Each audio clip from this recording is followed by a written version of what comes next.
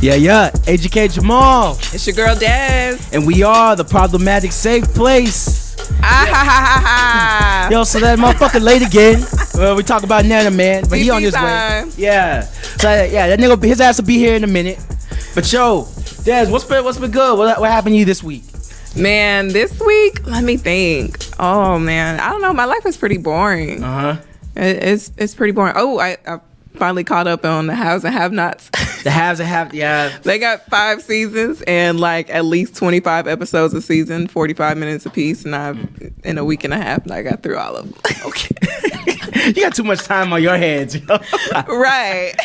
See, man, Tyler Perry is definitely one of those. Nah, never mind. I'm just gonna respect and shout out to Tyler Perry. Man, I don't know if I'm gonna need him in the future. Man, it's a black soap opera. It's a black soap opera, and I fuck with it. I hear the Have Not TV show is really good.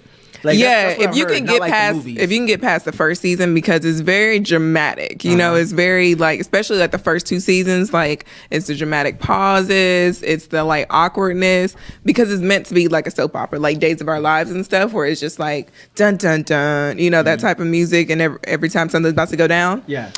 So if you can get past that and just look at the storyline, it's actually a really good storyline. Okay. A lot of shit be happening. A lot of people be dying. But see, I'll give it a try. But see, Tyler Perry is one of those guys. Like, I know that he has his own target audience, you know, and I'm just not a part of that. Like, Same. Like me being an aspiring filmmaker, when I tell people that, the first thing they say is, "Oh, you want to be the next Tyler Perry," and I take it as a compliment. Like, I know. So you gay? Huh? So you gay? So I'm gay. Hey, I don't know what Tyler likes, all right? I didn't say that. I mean, I didn't say that. I'm just saying, you the next Tyler Perry, you gotta have it all. When you technically be trans or played. No, he's a regular man. He just cross-dresses for his character. Oh, okay. Which, by the way, he's killing off Medea, and I'm so excited about it. Yes. Like, shout out to Tyler Perry. I loved Medea back when Medea was doing the plays. Yeah. And it was like, you know, just cutesy stuff. And that's probably just me coming from a theatrical background. But like when it came to movies, I was like, because I don't like, you know, all the plays, all the black people had it on bootleg, was watching it. But the movies, it's like the white people can come to the movies and be laughing at our ignorance. And then he always had the same like angry black women, like who don't want a man, don't need a man. The dark-skinned antagonist. Right. And it's just like, dang, like this is a bad look for black people, and then white people coming and then they looking at this like, oh, this is what they be going through. Yeah. This is they real life, and it's like, no, I don't. Kind of like how white kids look at SoundCloud rap. You know, yeah. Like it's just they think that's the black experience. No. You know? So, but yo, shout out to Tyler Perry, man. Like, I would definitely want his success. You remember Dat Piff? Yeah. Okay. Do I? Well, I just thought of that the other day, and I was like, man, I was thinking about Word Up magazine and everything. Yeah. It's like, dang, like times have changed. Now, Word Up magazine is before my time. You old. Like, that's before. Are you kidding me? You never had a Word Up magazine with a pull-out? I knew of Word Up magazine only because Biggie mentioned it. And then I looked it up, and I found out what Word Up magazine is. But I know Dat Piff. I was on that shit. You were so lying. Like, I had Word Up magazines and with the pull-outs, I had the Chingy poster pull-out, and then it's in the magazine. You just pull it out and then you just hang it up on your wall. See, I saw the old shit that had like Immature. What's that? Marcus Word Houston. Up? I'm pretty sure. I think so. I remember Immature. Yeah, Immature. Marcus Houston's doing movies now, and he should stop. You think so? Yeah.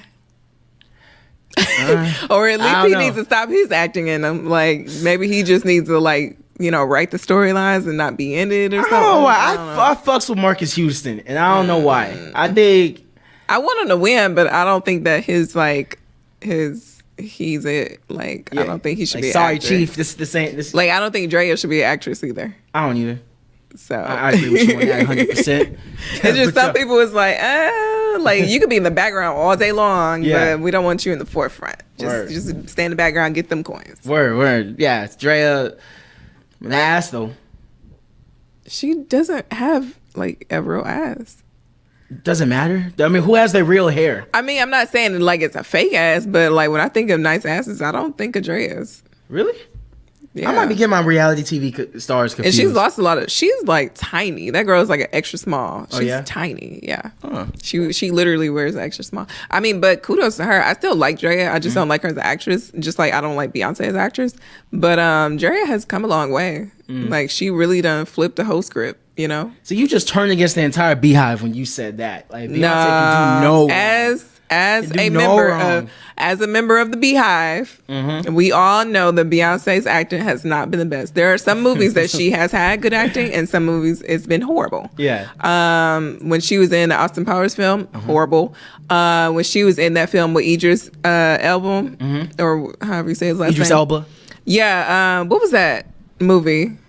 Cadillac Records? No, Was it not Cadillac Records. It was a movie where she had to fight the girl and all that stuff. That was horrible. yeah. That was I know what horrible the white acting. chick. Yeah, that was really bad. But you know what? I watched about 2 weeks ago. I watched Carmen Hip Opera, and that was really good. That was one of her. Dang, that was your first time seeing that? No, I watched it again for like the first. Are you kidding me? That was Carmen the Hip first Hopper. years. By the way, a nigga Nana Man just walked in. Wow. Fucking late as hell.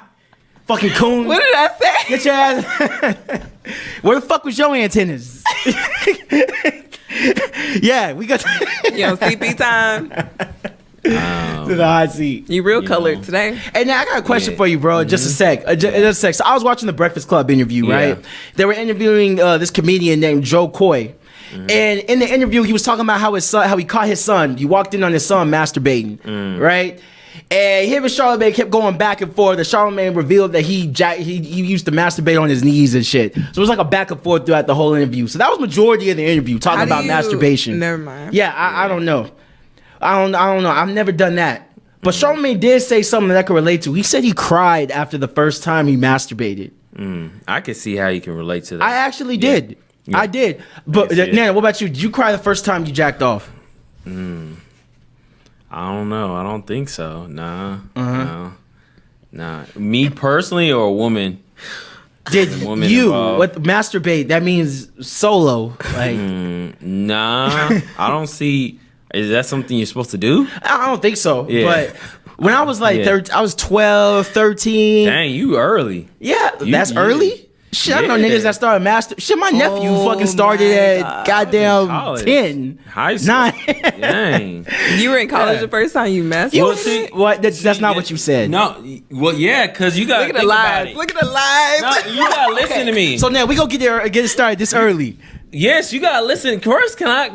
Okay, let's hear this shit. Yeah, like, honestly, I thought that was, morally turpitude, So, the thing is, like, what is wrong? I'm thinking, hey, like, honestly, Yeah, I'm just bringing it to the point. Did you say that you didn't, the first time you ever jacked off was in college? Yeah.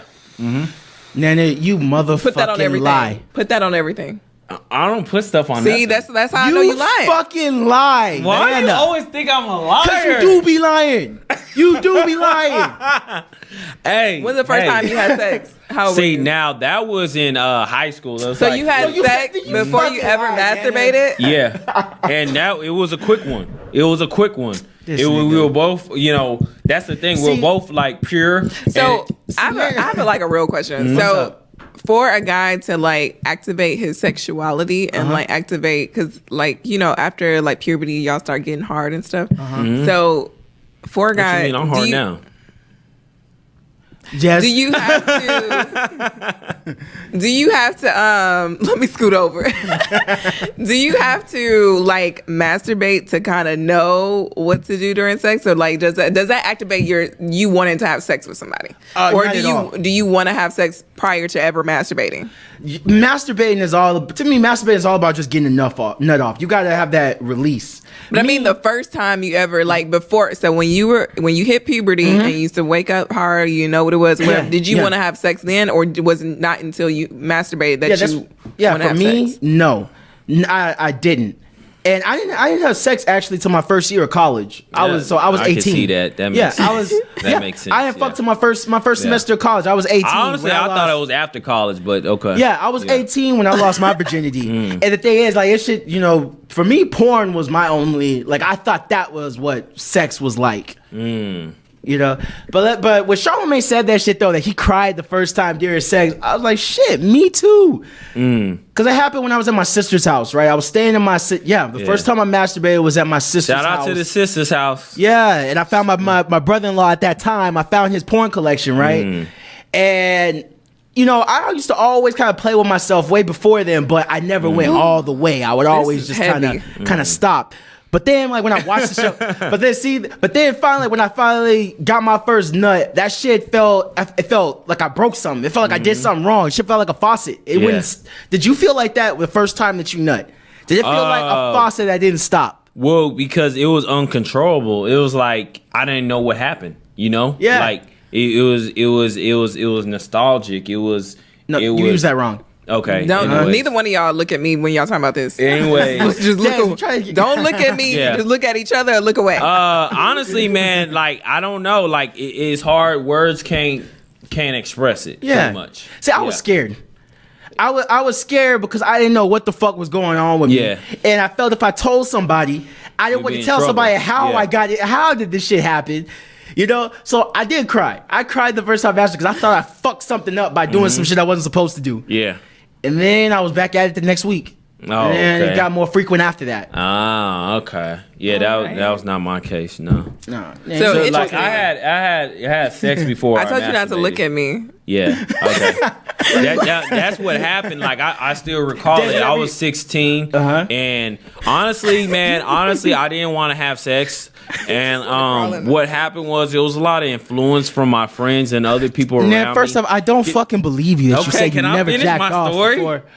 Yeah, we have to be honest with our audience. Yeah, like it was. I honestly didn't want. I wanted to be a virgin until I got married. And no, seriously, that's what I want to. But the influence that was around me, you know, playing sports, like okay, guys would. I hold on. I gotta give locker room secrets, locker room diaries. Back in high school, guys were savages. Okay, don't ever. Unfortunately, even in college. Okay, unfortunately. Okay. Let me finish.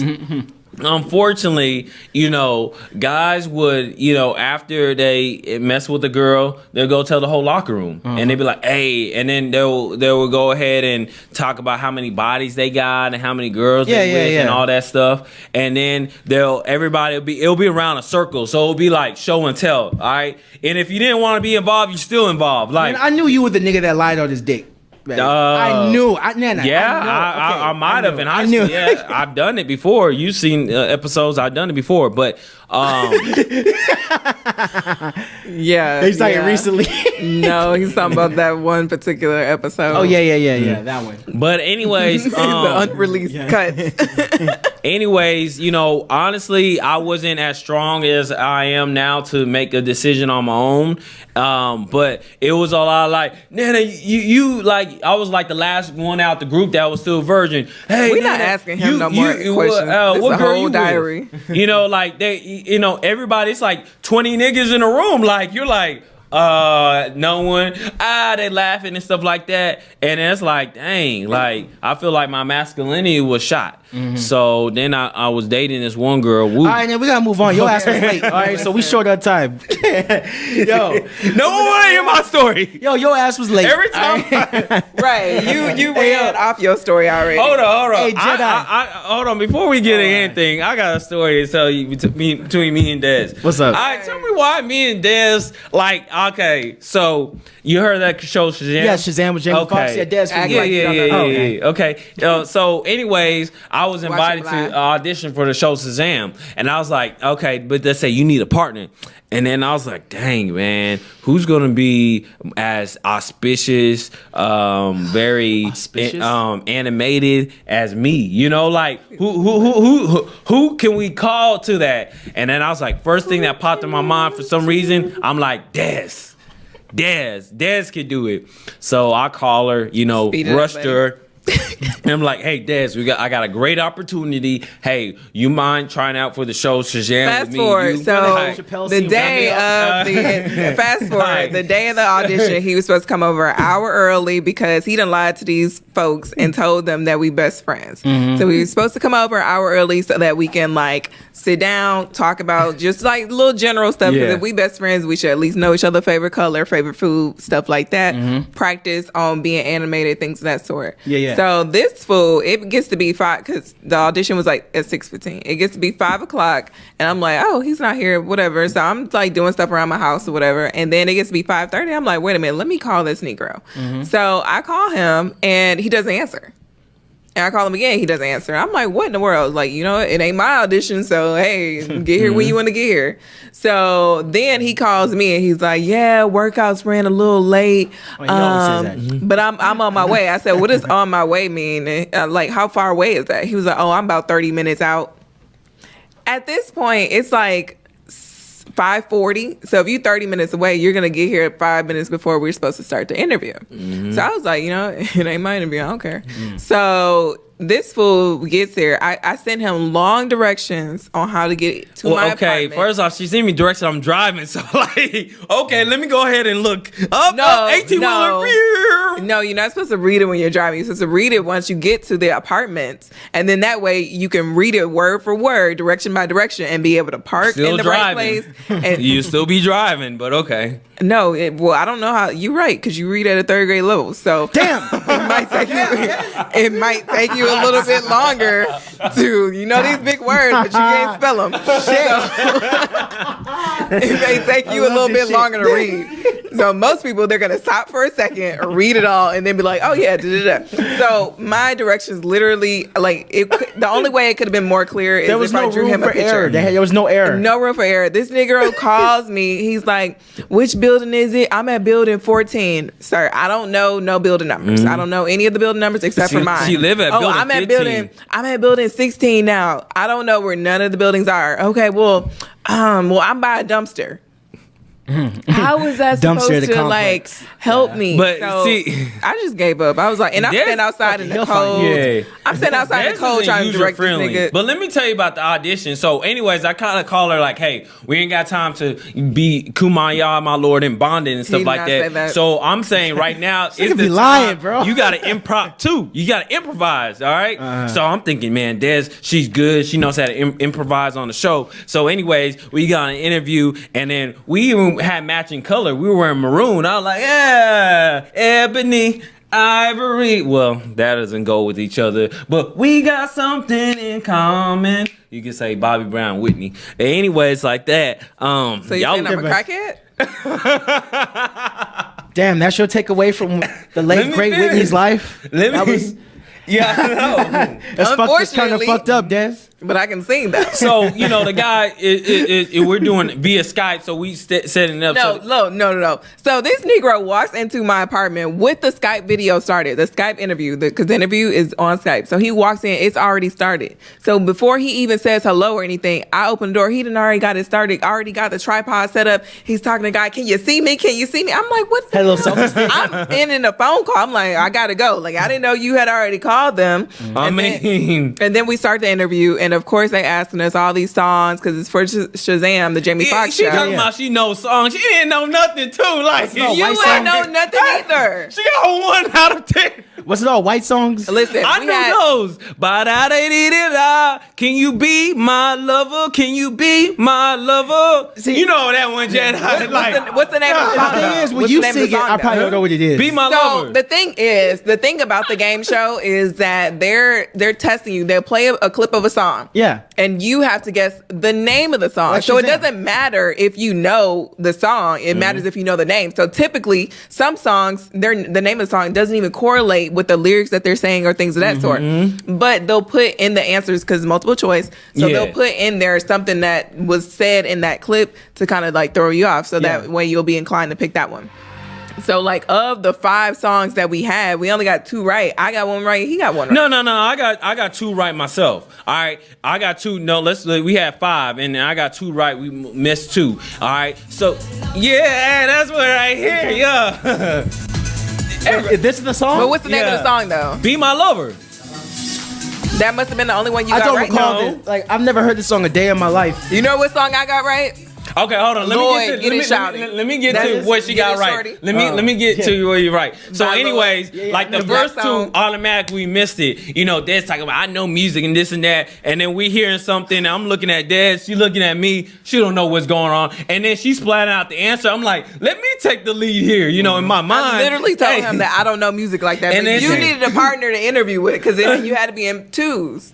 Yeah. So anyways, she, the first two, she yelled out the answers, and then the third one, like, she had answered it, but then the host said, "What you think is the answer?" I'm like, "It's this, whatever it is." So more of the story is your ass isn't gonna be on Shazam. Okay, let me finish. Basically, is that it? So we gotta move on. Is that it? But I want to explain. Hold on. We gotta move on. But I want to explain when she got her song right. Okay, because her song I was getting popping country right. Her song was Lloyd, pop, get it, one shawty. Like it already had the And he title still was gonna before say it. the title wrong. No. There was like other ones where it was like I forgot the other multiple choice, but you still said the wrong one, and I was like, no, I know it. It's get it shot. No, you definitely got it wrong, and I just looked at you sideways because this the black one. Over here, she was about to start popping. Oh, that's my song. It was my song, and we had to be animated for the interview. Before he even played the song, he had the multiple choice. She told the host, "I know this one." Like I was like, "Calm down." But anyways, we didn't get no call back. You the worst partner, and Nana, you just don't have your shit together. No, you know why I was a bad partner? Not because I didn't know the songs, but for one, they probably didn't call our asses back because your ass was late. But for two, you also was scaring the shit out of me when you were giving your answers and he was asking questions because you like every goddamn 3 seconds. So you stand there, EJ, you stand there minding your business, like, oh, let me read the answers, and he like, I'm in my own goddamn living room startled. Hey, but see, that's why I said I need someone to improv too. Because if you had a chance to win $1 million, I'm gonna be animated as much as it would matter. Yes, we had a chance to win $1 million, wouldn't you? Nana, serious question: who in the hell told you that laugh was it? Oh shit! Who told you that was gonna put you on? That was gonna put you on the map? Chief. Who said that? Chief. Because even the guy was looking at him like, "Oh, he owns something." He probably thought you were special, bro. Really? Because nobody told any jokes. You're just laughing to laugh. Like he just thought like that's my little tagline to laugh. Like I'm gonna laugh every time I do something. He probably at the grocery store looking at fucking chicken and be like, ah. Like I was like, what in the world did I get myself into? They probably watched the playback of the video because they recorded our interview. They probably watched the playback and was like, she is scared of him. How are they best friends? Like, shit.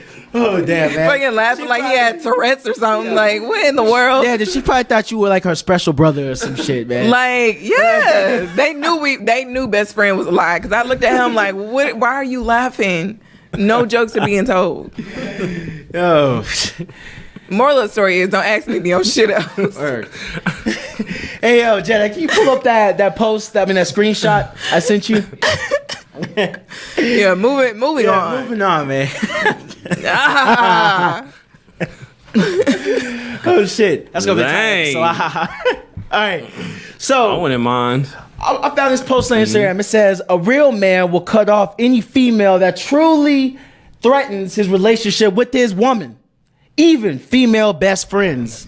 I love memes because it doesn't. I don't know what that has to do with. The fucking, the it's quote. Just like I don't know. It's just like dang. Right. It drew me to that. Yeah, right. It don't have shit to do. So what do you think? Shoot, I wouldn't mind. Never mind. Focus. Des, what you focus. think? She got that thing though. I ain't gonna lie.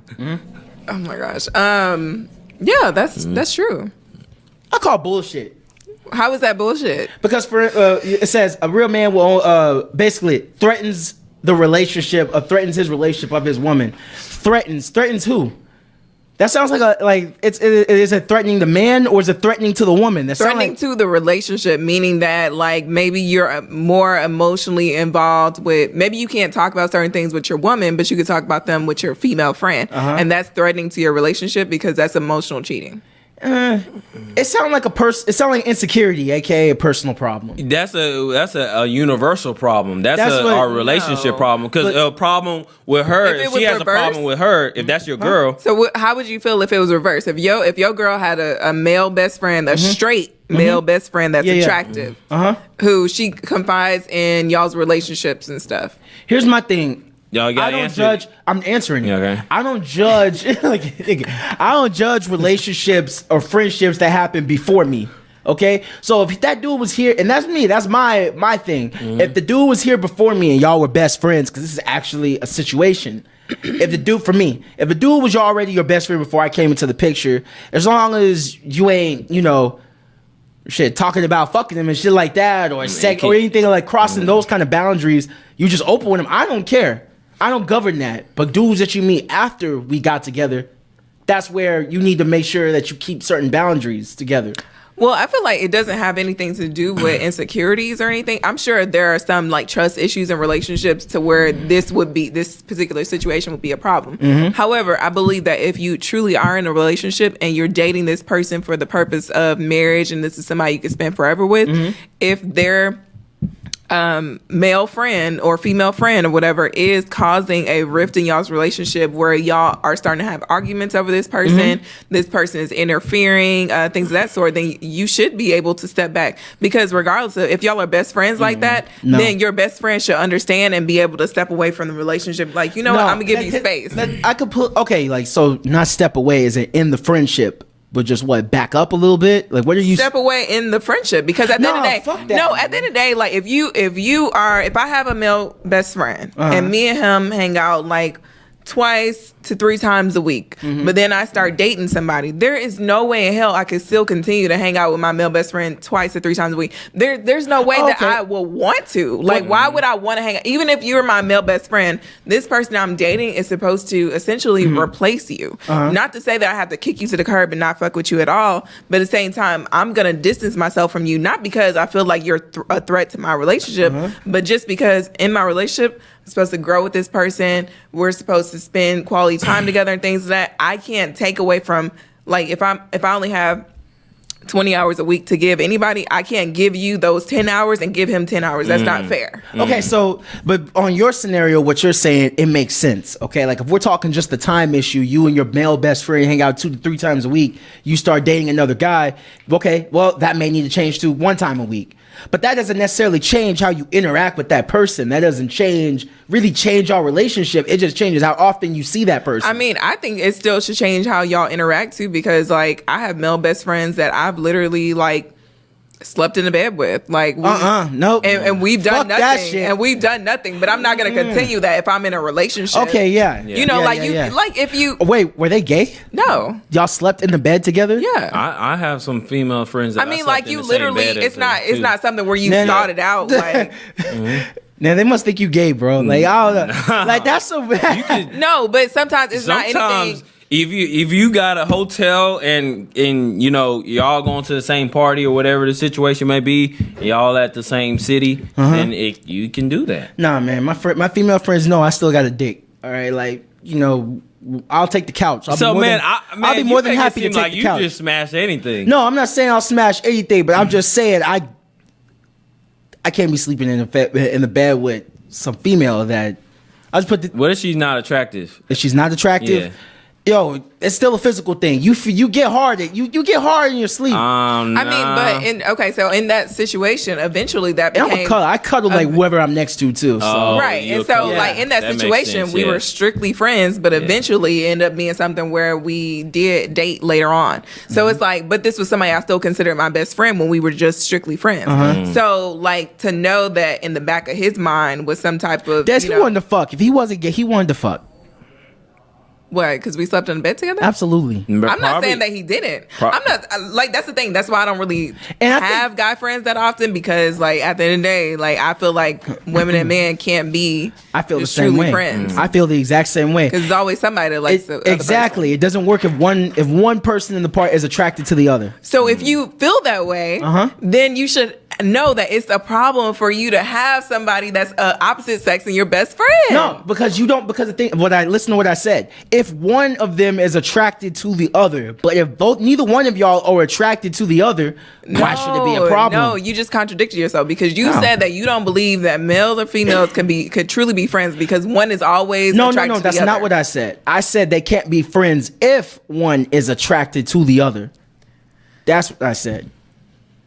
And I stand by, for instance, I'm in a situation right now. Okay, I have a friend, okay, this happened maybe like a couple months ago, and she was basically my girl hated her fucking guts. All right, my girl hates her and fucking we are guts. always fucking right too. Oh my god, I just remembered. Yeah. I just real quick, I just remember I have a fucking ex-boyfriend who I knew like his female friend was just a little too fucking friendly and just always willing to be around. She friendly because she knows the nigga. No, something, but the female intuition is right. And so eventually some of his other female friends told me like, yeah, they slept together. And it was like years ago, like in high school or some shit. We ain't slept together. But it was like the simple fact of like, what the hell? Because, and then I asked him, because at the end of the day, like, you're going to be honest with me. So I asked him if they ever slept together or anything. And he said no. After the female friends who have no really like anything to gain from it told me that. Yeah. So I asked the girl too, and she said no. Eventually, like, so I broke up with him because I just didn't trust that, I just knew he was lying. Yeah. So it was like, like the or fact. insecurity. No, I didn't care about the girl. I wasn't threatened by the girl, but it's like You clearly were. No, it's a respect issue. that girl is scared of me when she sees me, so I'm clearly not. It don't matter what. It don't matter if she's scared of you. If she go fuck that nigga, like that's what it's about. What I'm saying is that when a woman has fucked your man, there's a certain demeanor that they have, and there's a certain way that you have to carry yourself and watch this person around your man. Absolutely. So it's not about me being insecure that she was gonna like take him from me or anything, because God, please take him from me. But at the same time, it's a simple fact of I have to know how to move around you. Just like if one of your girl, one of her male friends has like fucked before, you gonna feel some type of way with him being in a room because like that person has like shared something that like it's one thing for y'all to be best friends and for y'all to have known each other since third grade and everything else, but when that person has been intimate with your partner, that takes on a different life of its own. Absolutely. So it's not about being insecure.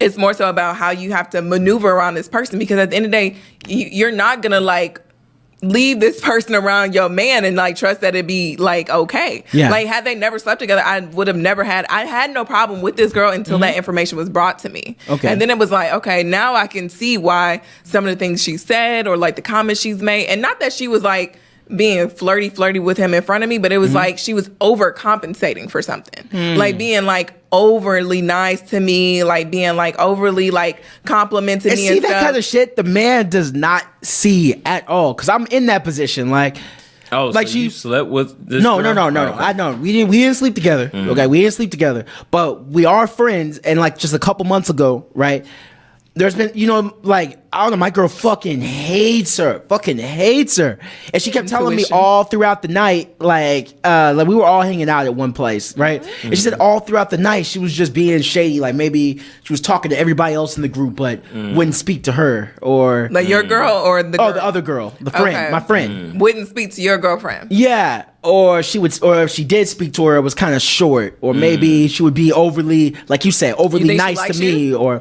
I don't think so. She never announced anything. We never had that conversation. We never. Everything's been completely platonic. You're a little naive. You're a little naive. Sometimes. Yourself. Yeah. So. Yeah. Sometimes. Yeah. We've had a conversation. You're a lot of naive. Sometimes. Yeah. I think she does like you because there's no reason for her to avoid talking to your girlfriend if she didn't have a vendetta against her. Even if she knows that you don't really like your girl, don't really fuck with her like that. Like you're still gonna make some type of effort so that you don't look like the bad person. Like you're still gonna put some type of good foot forward. Like that. Like I said, that other girl overcompensating. Yeah. Trying to be like my best friend and like trying to hype me up. Oh, you're so pretty. You're so this and that. And only to find out that, oh, you're doing this to like make up for the fact just in case one day I find out that y'all actually fucked. So, and fast forward, that guy ended up, so I broke up with him. Years later, he ends up getting a girlfriend.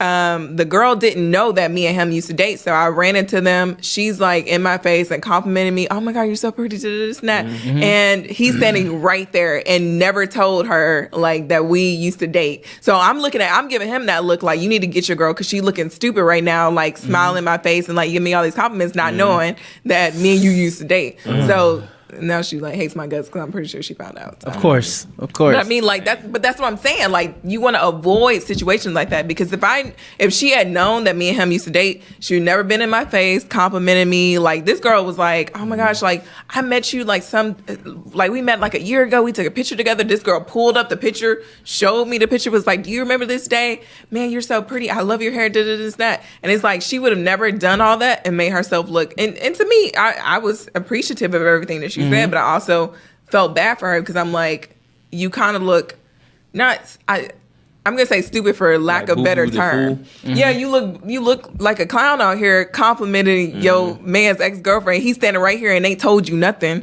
and I'm giving him that look like, nigga, you need to say something or pull her away or something. And he just standing there looking stupid. So either way, the nigga wasn't shit. So, but it's just like that's the situation that you never want to be caught up in. Just like guys, like y'all don't ever want to sit there and like befriend a guy not knowing that he smashed your girl. Yeah. That is true. Has that happened to you before? No, that hasn't happened to me. Have you ever like said what's up to a guy, basically a girl you slept with, current boyfriend?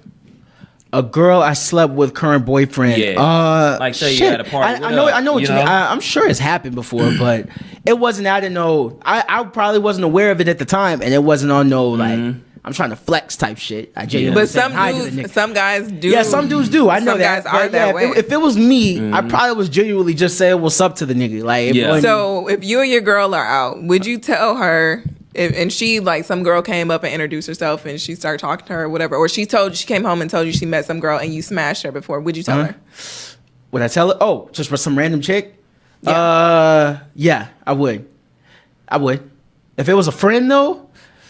Either or a friend or honestly, I'm not gonna lie. If it was a friend, I would have to warm up to the conversation. But if it was just some random, I probably would. So chances are, my girl probably already knows of that chick. She probably already knows of her from a story, but just doesn't know who what I she don't is. what I don't do is we'll talk about that. We'll talk about it when that bridge. Yeah, man. We talk about that shit. Write all what you don't do, so I can do what you do. This nigga. But yeah, taking notes. Yeah. So, but that's the problem, man. Females operating too much plausible deniability. As far as when they're trying to get with somebody, they never just direct about what they're trying to accomplish there. They never direct about it. They always have a way out. Okay, so another example is, I know y'all probably don't watch this, but Married to Medicine. And all my female listeners out there, like, hey, we be watching. Is that show still on? It's good, okay? It's showing female doctors out here dominating, and their wives are doctors as well, out here dominating this Atlanta world. Kick rocks. But anyways, so one of the couples, they had marital issues last year, and it was because like just lack of communication and just like she felt like her husband didn't say I love you enough, and like he felt like, oh, I show you I love you, and she's like, no, I need you to say it, and just like basically verbal love languages not lining up or whatever. And so on the reunion, they basically came out and she said that one of his female friends who he would go golfing with, which golfing is something he loves to do, but she doesn't really like to do, so he would go golfing with his female friends. And she said that he invited her over for I think Christmas or Thanksgiving. I think it was Christmas, and she stayed at the house until like New Year's, like stayed like a whole freaking week, and like she was just bothered by it because it's like, how are you inviting this person over and then they're like staying in my home? And it's like, this is the person who you're spending time with when we need to be going to counseling and working on our marriage, and this person is interfering. So regardless of what they're saying about the marriage or y'all are talking about or whatever, it's a simple fact of like, you're taking away time that you'd be putting effort into your marriage and spend it with this woman. So eventually, basically what happened was he cut that female friend out of his life to work on his marriage. And I think that was something that was admirable, because at the end of the day, are you going to choose like your wife of some odd years, like 15, 16 years? And wife is different. Wife is definitely different. Well, see, I think it should have got to the point where he should have never even had that female friend to begin with. Like, depending on, no matter how far back they went, like if this is somebody that you spending weekly time with, like, nah, like that's not okay. Especially since we're married. Like, like boyfriend and girlfriend, I don't own you, you don't own me. What if she was gay? It doesn't matter. You know how many gay people are pregnant? I mean, what if she was really gay? I noticed that. Yeah, like there's a lot. I'm talking about like what's her name? The ball player. But if that's what I'm talking about, but not Skylar Diggins, but you talking about Brittany Griner. Right? Yeah. Okay. See, but I wouldn't mess Brittany with her Griner at ain't all. getting pregnant. See, the fact that you're bringing up sexual orientation says that you're making this about sex. It's not about sex. It's about the intimacy of y'all's relationship in regards to how much time y'all spend together that's versus my how nigga. Like, no, okay, if that's your nigga, like why can't your nigga spend time with me and you? Who said we can't? Well, in his case, he forced it on the family because she stayed a whole freaking week, and she, the wife is sitting there uncomfortable and like letting it be. But it's a simple fact of like, no, like when you are in a relationship and you're serious about somebody, you should be willing to sacrifice whatever it is. Yes, a marriage is a higher step, so of course you should be doing it. But I think if you're serious and you're a boyfriend and girlfriendship, then you should be willing to sacrifice some things, and your friends should be understanding. Like if I have a guy friend, I have guy friends that I'm just, they're not my best friends, but we're fairly cool, fairly close. And when they get a girlfriend, I kind of disappear, off the strength of like, I'm not even gonna wait for you to have that conversation with me. I'm gonna take a step back because I know how that is. I feel that. Okay, man, it's crazy. She's on point today. This is the first time I said on air. Point today. Yeah, this is on point today. She's like a double-edged sword. Don't very get cut. precise. Yeah, don't get cut around here, man. So, anyways, this is a very very relevant topic. I like how you bring it up here, and I'm still looking at the picture because really the picture has nothing to do with the paragraph. Not at all. So like, I went bad, bro. Like that's why I can't get on Instagram. It's like attention grabber. It's just like you be like. You see what I'm saying, Des? Like, for a guy like me, I'm like, dang, like, boy, she got that thing to make a brother want to sing. Why? You feel because me? For one, let's look at this picture. Let's dissect this. For one, you can't even see her face. You can see her hair, and it's some big curly hair. It could be a wig. We don't even know. I like that. And all because you can't even see her boobs. She has it. I think that tattoo is so unattractive. Are you wearing a wig, Des? No, I'm not. I won't judge it for you. I mean, a lot of females do. Why'd you look at me like that? A lot of females because do you've wear seen wigs. my hair before. Girl, she took time. I don't know. This is. I don't know. Anyway, she has this unattractive tattoo going down her chest. Sponsored by Shea Moisturizer, you're right? just thirsty. That's all.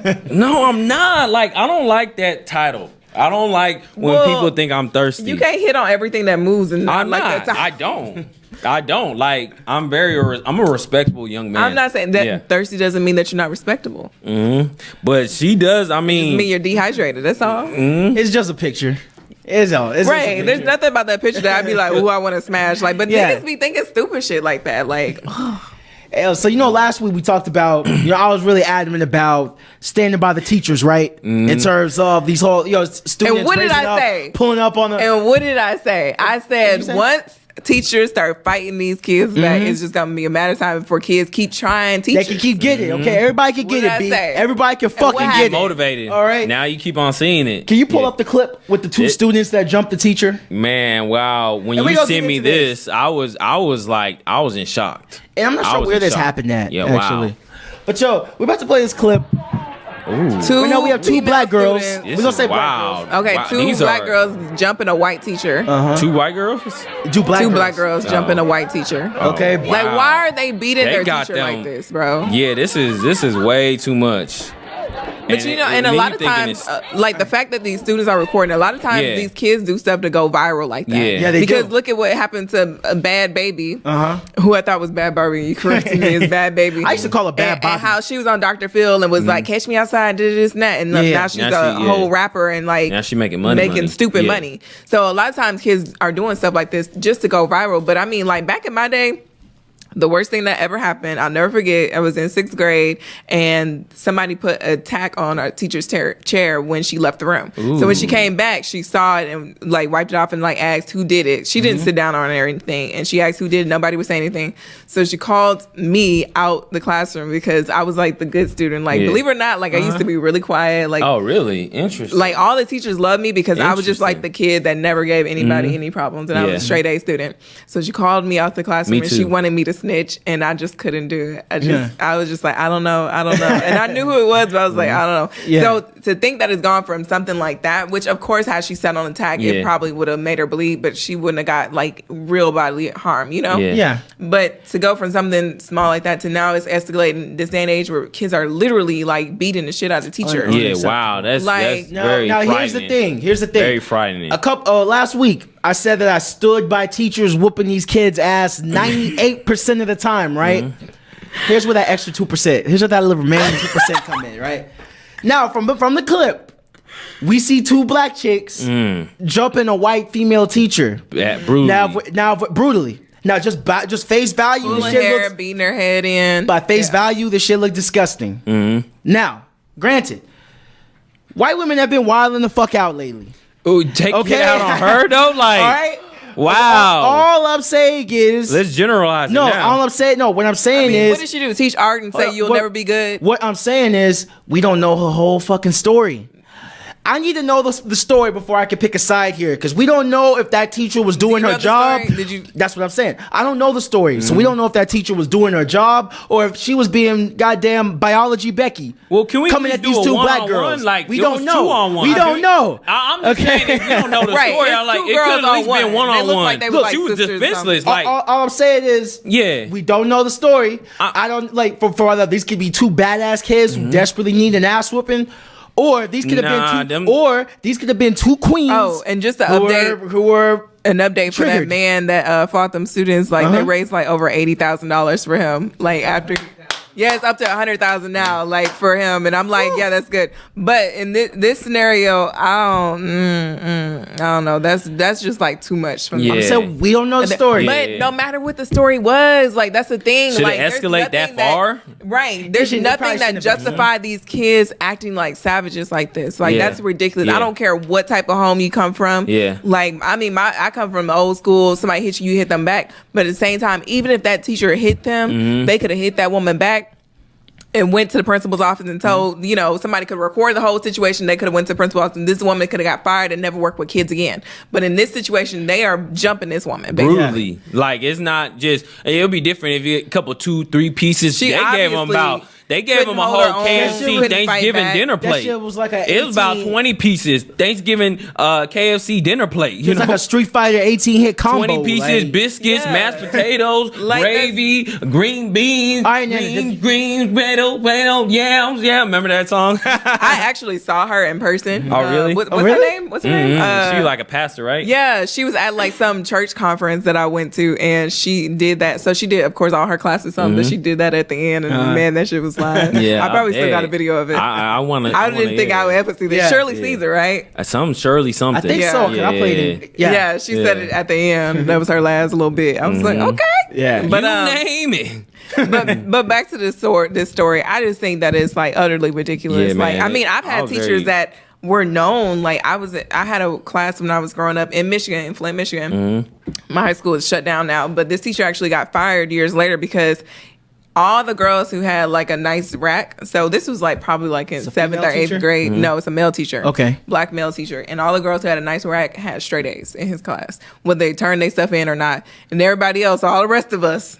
Interesting. So, see, all the rest of us was struggling. Did y'all have like maybe those students? Because he would call them up to his desk and he'd be talking to them and he'd be looking at their titties. And like it was just a lot of, if you bent over in class, you would see him looking at the girl bending over. Like it was a lot of inappropriate things. But us being kids, it was kind of like what you said. Like we felt like as kids, what proof do we have of this? Just because like I'm struggling, or like the boys in the class are struggling to get their grades up, and the girls who ain't doing shit are getting A's. Like how can you really tell on that? But eventually he ended up getting fired for it. Yeah, and kids talk too. So yeah, they talk. But man, I'm honestly, when I watched that video, I was very alarmed and I was like disgusted, and it was disturbing. And I really particularly feel bad for white teachers. White women teachers. Chill out. If we gonna feel bad for teachers, we're gonna feel bad for all of them. Okay, but like I feel bad if you ain't equipped to fight, because growing up, we got in fights and brawls and stuff like that. So you have to have an aptitude in your mind. Like you have to be ready. Not even doing it. So the reason I even brought up that story to begin with the molesting looking, the creepy teacher,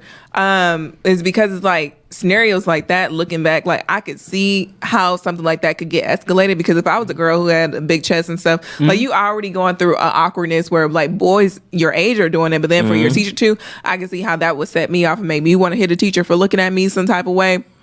Now, or what like if he looked and it like quickly looked away. No, that's different. But this man, it was like oogling. Like it was like no. He wasn't even trying to hide it. His name was Mr. Coleman, and it was no secret of what he was doing. Everybody in the whole school knew about him and his creepy ways. Yeah, so it was crazy. Like it was, yeah.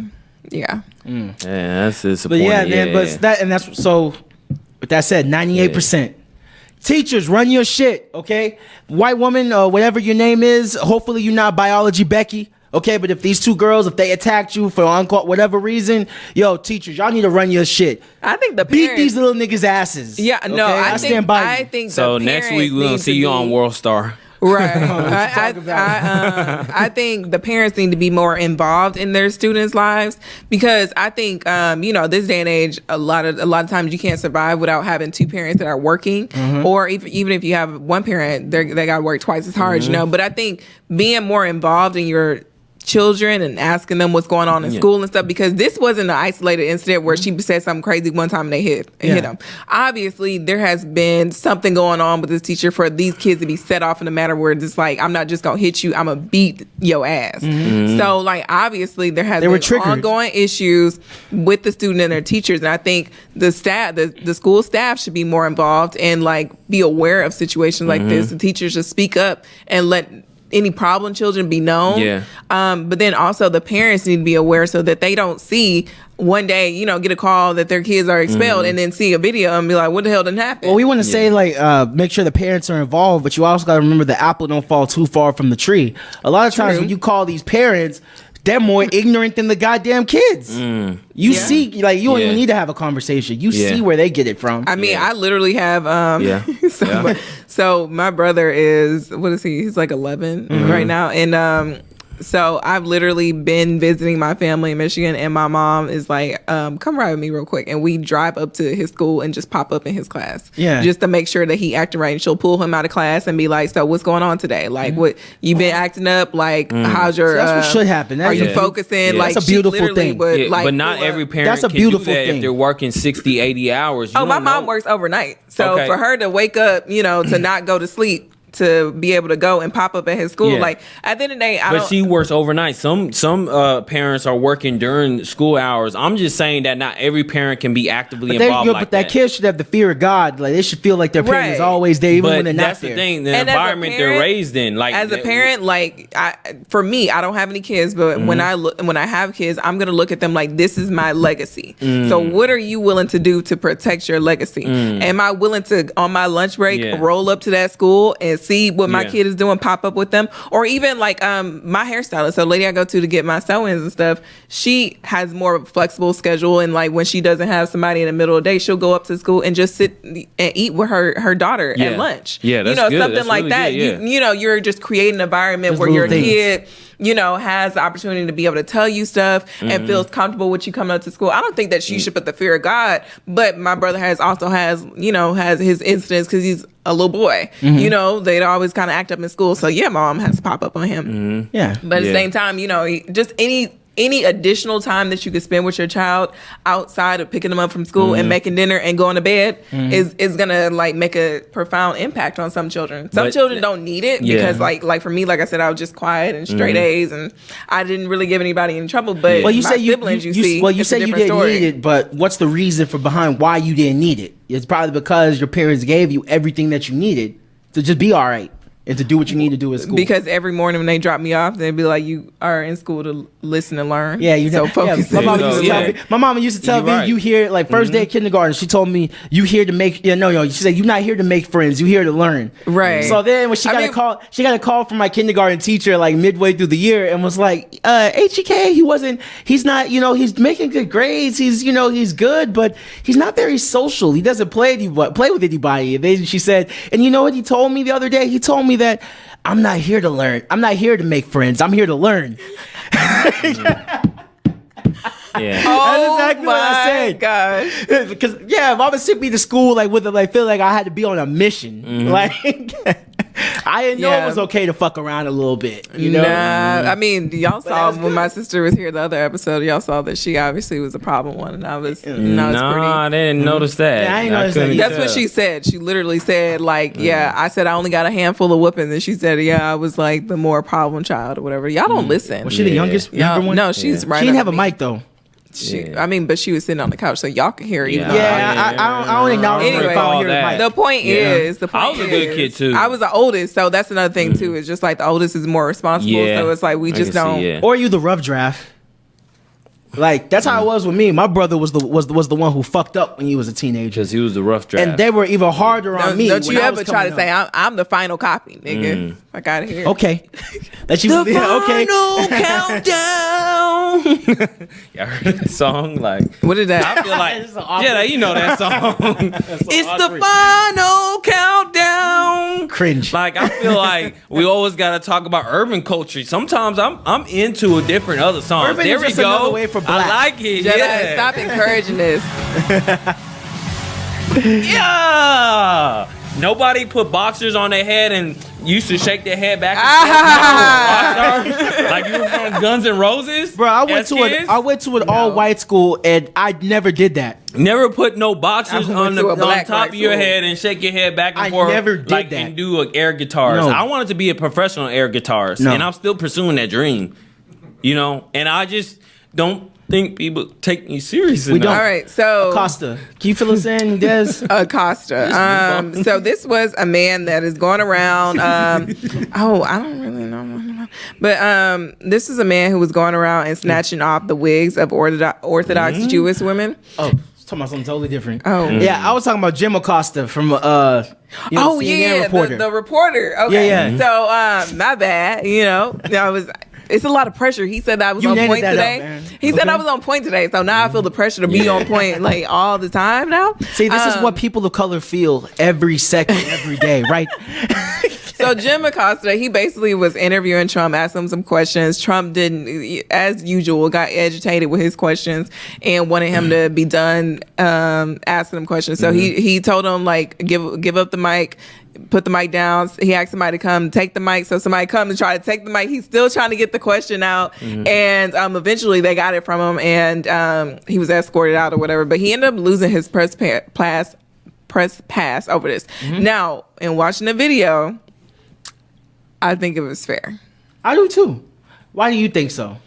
Because he went overboard. I understand as a reporter, you have to take advantage of every second that you have when you're interviewing somebody. However, when somebody shuts it down, like leave it at that. You know, just kind of like. But we do have the freedom of press. You have yes, you do. But when someone is organizing an event for people to be able to ask questions and you're told you're done, that's it. Like I understand him trying a couple more times, but the fact that they literally had to snatch the mic from him, like people had to escort him out, like that was crossing the line. Yeah. That You was been there? crossing. I can see the you line. being there. I can see you be a Jim Now, Acosta. Trump's incident with this, the black woman, I forgot her name, but she asked him a question. He said, "That's a stupid question." He was like, "I watch you all the time, and you actually ask a lot of stupid questions." And like that wasn't. It's all opinion. I mean, It wasn't a stupid question that she asked. okay, that's the thing. at this I don't have a point problem right with him now, saying it. the whatever. And it was a black woman. So like you ain't called other people like questions stupid. Like even the guy who you was trying to get off the podium from asking you questions, you didn't call him like stupid or say his questions are stupid. He just didn't let that motherfucker in. Yeah, you just didn't let him get a word in edgewise, but it was just like, come on now. Like he's getting out of hand in the way that he handles the press. If you feel this agitated and irritated about press trying to do their job as you being the person in command of this country, then you shouldn't be in this position, because that's all it is. Like that's the majority of it, is us interviewing you to ask you what is the next step, what are you trying to do next, how you feel about this. We have to know these answers because you are the person in command. And the thing, Trump is literally just doing this shit live. Like he's doing free like thought. making it up Yeah. as he goes. Him Yeah. and Kanye and Yeah. Kim Jong Un are all the same Yeah. person. Yeah. You know, They're all the same. you're right. Yes. They're telecommunicating with each other from different Oh, man, you spectrums just of the killed- universe. oh, man. That makes sense now. Oh, man. That does make sense. They're one person. People looking at them like they're different people. They're one person. They're telecommunicating each other from different sides of the Save world. our sons. Save our sons. Parents, spend I time agree with your you, children. Nick. You just kept going. But oh man, they really. I lost my whole train of thought. Exactly. Another mass shooting, y'all. Man. Goddamn. So did your prostitution rank will work? I think so. That I think guy? it will. Because it's the same thing. You know this guy that shot up the borderline, because it's called Borderline Bar in California, okay? For those who don't know, a bar in California was shot, 12 people shot dead. Of course, including a survivor of the Las Vegas shooting. Yeah. God damn. Yeah, What are the odds, yeah. man? Yeah. He Shit. just survived Very the Las low. Vegas Nigga, shooting. you need to not go out anymore. Like, Well, he can't. He can't. Yeah. Yeah. So wait, did he die? Yes. Oh Yeah. shit, man! Rest in peace. Man. I thought he was another survivor. I thought he got it. Nah. Fuck, Bro. yo, shit. Yeah. It's live. Hey, yo, man, rest in peace. Rest in to peace. all. Yeah, man, it's the- very discouraging. And not only that, they're dealing with the fires too. And it was a country club. So Yeah. the Vegas shooting was a country concert, and this was a country club in California. So this one, I think it's safe to say that it wasn't racially motivated, but Right. the guy did say, well, a few people have gave their testimonies about like their experiences with the shooter. Forgot his name, but with them, one girl said that she was a former coach, a former track coach or something, and said that she was sexually assaulted by this guy. Really? Yeah, and someone else spoke out and said that his girl, like they used to date or something, and when she would talk to other athletes or talk to other men or boys, I guess college age kids, he would like grab her by the ass or like pull her closer to him. So why am I saying this? It sounds like a dude who was very sexually frustrated. No. For one, like I said before, your point would help nothing. Legalizing prostitution would help nothing because these men specifically want certain women. So if these women don't decide to be prostitutes, then it defeats the purpose. No, of it's what not you're women trying to say. deciding to be prostitutes, but a lot of these guys do this shit to lash out at the women that don't want You're them. saying legalize prostitution. Yes. So that way you can pay a woman for whatever you want from that woman. However, if there are certain women that you want that cannot be bought, you are still in that same situation to where you're frustrated about not getting You're the woman right. that you want because you don't have enough to buy her. But perhaps And these they'll probably prostitutes- abuse the women that they pay for too. Well, you Physically. agree. You have a I'm safe just word. not gonna. No, It's we're safe not word. even gonna. The reason I say that is perhaps these prostitutes could teach these men Shut the hell certain up. skills, certain skills such as confidence building skills that would allow them to get the women that they're going I'm not after. gonna sit here and say that, like last time, that these people died because somebody was sexually frustrated. Well, step one is California. What we don't do in this country is cater to men anymore. Okay, that has already. That's a fact. Yeah. That is a fact. That is Well, it's they already that took is it a away from black men. caveman- It's just now men in general. That's a you know? caveman mentality Yeah. where y'all sit here and think that everything has to be about us. Oh, legalize prostitution will stop. Well, shooting shit Beyonce up. did Stop come out talking, with a I'm song. talking. What? Cater to you. Can do- I like that song. And I like that verse when it say, "Let me help you with your do rag," because like women are now aware of like guys who wear do rags. And one of the things I'm really but you concerned gonna of, give that just I an told, awkward pause. but I know that I just wanted to get this off my chest. I told my sisters, don't ever date a guy who comes out rocking a do rag untied. Tie that stuff. Tie that do rag. Thank you, man. Tie Yeah, that you do the rag. real MVP. You These if are- you can't these even are the tie actual that. sounds going on in Nana's brain right now. Yo, so but you know what? The people from Cali, because I read an update, they're doing step one, which is everybody now wants a motherfucking gun. So people are rushing the pawn shops, rushing all the shops to get guns. I wow. saw an interview with a woman who I think her son or daughter died in it, and she was saying that she wanted She gun want control. gun reform. She Oh, don't I want read that people She don't are want no getting more prayers. guns. She don't People want are trying nothing. to get more guns. I don't want feel guns. safe with more people having a gun. When I read that, I wanted to buy. Like, I plan on getting a gun within the next 2 months. You know what? When I read that, I decided I wasn't going to go to no country bars. When I read the other one about the yoga, I decided I wasn't going to do yoga. Boom. When the Vegas shooting, I will not be staying at that hotel. You go to any gay clubs? No. 'Cause I know a lot of straight females that go to gay clubs. No. So The Vegas shooting with gay clubs? Okay, what about your kids? gay- Eventually, when you have kids and they go to school, I'm just saying these fucking maniacs are everywhere. Well, my kids are gonna be homeschooled, and not because of shooting and stuff, just because I feel like you learn more when you homeschool. And That's true. there's actually I forgot where they are, but there's a huge black population on the East Coast there where like they have this huge community of homeschooling, and all their kids are like going to Ivy League schools and like just like But freaking they're geniuses socially and like. stuff. Don't get me wrong. Homeschool kids are very bright. People think they're that- very bright, but But they you're gonna are. say But they're they are. socially They are a bit socially awkward. I don't believe that that's the case. I believe that's the case when you're Example like A. one. I believe that's the case when it's like a one-on-one type of homeschooling or like a group of 5 or something like that. But these are like homeschooling where it's like almost the size of like classrooms where it's like, you know, like 15 to 20 people or whatever. Yeah. I get what you're saying, socially awkward. But you at the eliminate same time, the extracurricular At the same activity. time, think of where society is going right now. We spend so much goddamn time on social media that we all socially awkward any damn way. Yeah. I mean, I'm already socially awkward. I ain't need homeschool to do that. I'm glad. So that's what I'm saying. Like, it doesn't matter if my kids going to be socially awkward because they ain't going to be talking to people. I really want to know what happened during your counseling section. But the thing is, my age. But the thing with them is like, because when I worked at the library, I spoke to a lot of homeschool kids. They can have mature conversations with you, like they already have their future plans and all of that. But my question is, with homeschooling, can you handle getting roasted at the lunch table? Can you won't be at no lunch table. You're right. You can't. You don't. You just I don't never know. thought about that. Yeah. Like, you don't know how to maneuver through normal life shit. Yeah. You know. Okay, so let's think about the kids that are in public school right now and that are getting roasted at the lunch table for being gay and things of that sort, and then are going home and hanging themselves. So can they handle it? Obviously not.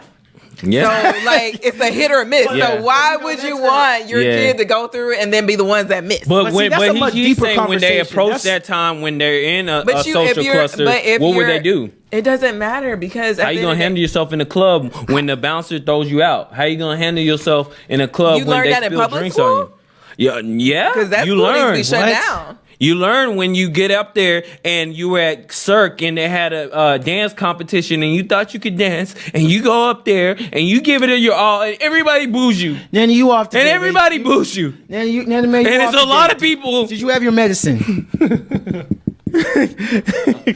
Good Lord. Point being, I'm not worried about my kids being socially awkward because I think people in general are socially awkward. And I'm an introvert myself, so no matter what I do, I'm a little socially awkward. Yeah, I have a better flow of things, but at the same time, like I still I get anxiety when I'm talking to people sometimes and like things of that sort. So, but see, a lot of things are enable. You can kind of get away with it, but if you're a young man, society doesn't want to hear that anxiety shit. Yeah. Like you got to know how to compensate. Yeah. Like me, I was kind of shy, you know, and shit. But then I went to LA, and it was kind of like sink or swim when I went to this networking thing, and I learned eventually how to step outside my comfort zones and talk to other people. So you gotta why learn can't that skill. homeschool kids do the same thing that you do? You're right. Why? Because you gotta know how to talk to all kinds of people. Yeah. Me, I went to private school. I was 1 out of 5 black people in my private school in elementary. I could definitely tell. In middle school. That makes sense. And then I went to Skyline in high school. I went to Skyline. All niggas and Mexicans. And it has metal detectors 10 metal right? detectors. Yeah. Okay? Yeah. I sat next to a nigga who had weed stuffed into a fucking teddy bear. Yeah. All right. Yeah. Like it was all kinds of shit, and you know, and I learned half my soccer team were gangbangers. Yeah. Okay. Yeah. They would steal shit out of people's cars in the parking lot during the athletics period. Yeah. That's nothing. Yeah. When I came to Texas, this was like a freaking walk in the park. It was actually funny because I went to Sam Houston first. I went to Sam Houston High School. But they had killings there too. And they did, and they had metal detectors. Did you say San Antonio? No, Sam Houston. I thought it was hilarious because we had to have like clear book bags. They had metal detectors and everything. That's what I'm used to. And I'm like,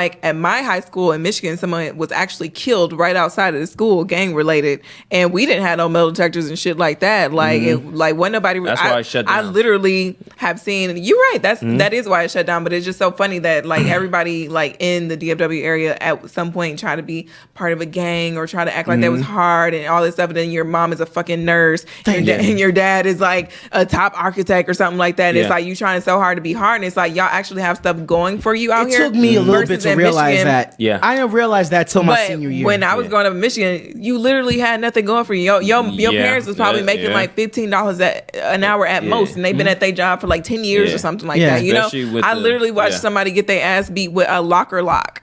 Like, yes, like so on a bus. A moving bus on our bus route on our way home. Like it was a lot of situations like so there's a difference between it being like an actual hood and then people just trying to make something hood. So when I came to Texas and was in Arlington and was at Sam Houston and just saw the like lynch mob and all that stuff, I was just like, y'all don't know what type of opportunity y'all got out here. Y'all tripping. Facts. You're right. Well, I was affiliated with the gang too, growing up myself. Don't lie on air. Okay, I'm just letting you know. I would hate for someone to hear this and try to check you out. It's part of like the African struggle right here. Like, not African struggle, but more so insecurity because I didn't know what I wanted to be until I was senior year. I didn't realize. I knew I came from privilege and shit, but I wanted to be like all the rappers. I wanted to be like the hip hop artists like Cameron and Dipset and Young Jeezy and T.I. at that time. I wanted Boosie, bars like you them? said. Like bars? I have bars, but I'm just saying like I wanted to be like that. That's who all the girls like. Well, at least you want that lifestyle.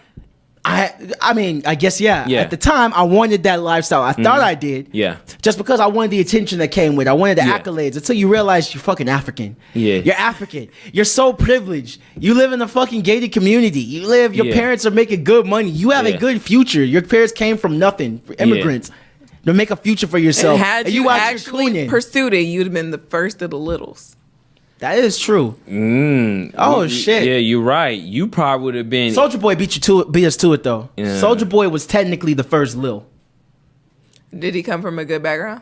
I don't know Soulja's background. I think Soulja, that nigga lie all the fucking time. Yeah, so there's you don't no know telling where Soulja Boy came from. Because the other day he a Crip, now he a Draco. Blood. Yeah, I don't know what happened. But man, honestly, being affiliated with the gang was very. It was very.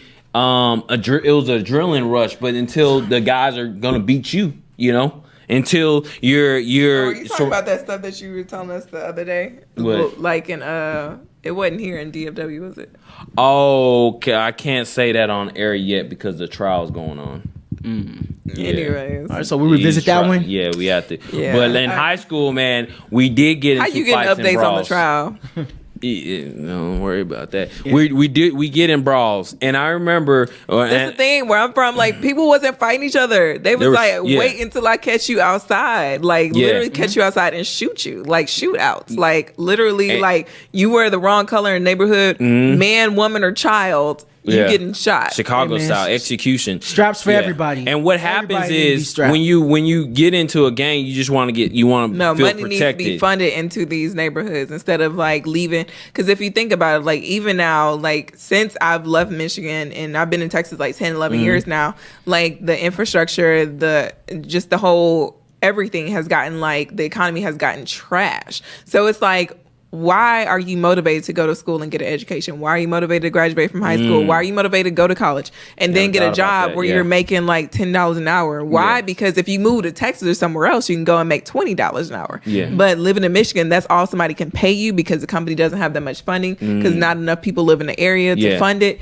And now like you just like living in, you know, you live in this poor lifestyle because you know, and your parents want you to do well and everything, but you're living this poor lifestyle because of the government. Nobody's giving proper funding to this neighborhood in this area because they look at it like, oh, well, they're just doing gangs. Why are they in gangs? Like there's no other way to get money but to sell drugs. And people are only on drugs because their life is so shitty that they have to turn to something else to get over the pain of their shitty ass life. Wasn't it in Detroit, Michigan when they were selling houses for $1? Like it was people who were foreclosed on their property because of like one mispayment or something like that, and eventually like it would go to auction, and then like these white companies, big multi-million-dollar companies would come and just buy like a shit ton of them for like $1 or like $5,000 or something. So people are losing their homes and being or they get the choice to stay in their home and be a renter in the home that they once were like that they were $2,000 away from owning. Oh dang, that's terrible. Gentrification. Then it starts your gentrification. It's a documentary on it that I watched. I don't know if it I'll find it. Dang, and that's send it to terrible. y'all, but That's terrible. Yeah, like that shit is real. Like that's it's terrible. And when you think about it, and now they're gentrifying I'm actually gonna move Detroit. to a gentrified area. Okay, I'm like. Well, the thing would be is to buy up the good property before, you know, a large corporation does, which is hard to do. But, you know, if you can find like an area like downtown Detroit and stuff, like all that is like eventually what's going to happen is they're going to let all the black people kill each other and everybody run out of the city and run to a different state to like have a better lifestyle. And then they're going to come in, buy up everything and turn it into like Detroit's a place about to be where looking nice white in people 20 feel years. safe and can walk their dogs and it's going to be very expensive can whistle property. on their way to work. I'd say less than 10 years, but 10, 15 years, Detroit's going to be very nice. Very nice. I believe because it. they already It's got already started. they already got the bailout money. You know, GM's doing good. The thing is, what I heard, and I used to talk to a girl that was from Detroit. She was telling me that in GM, the people who lost their jobs, they were making more money than doctors. You're getting like what $30 an hour working at GM, and then when the car market failed, and then they had to cut all those laborers, cut all those people's jobs off. And another thing is, well, just a side note. So doctors, although they make a lot of money, their student loans are like so ridiculous that it doesn't matter how much money they make. Because I remember I had a client when I was in Arizona, I believe.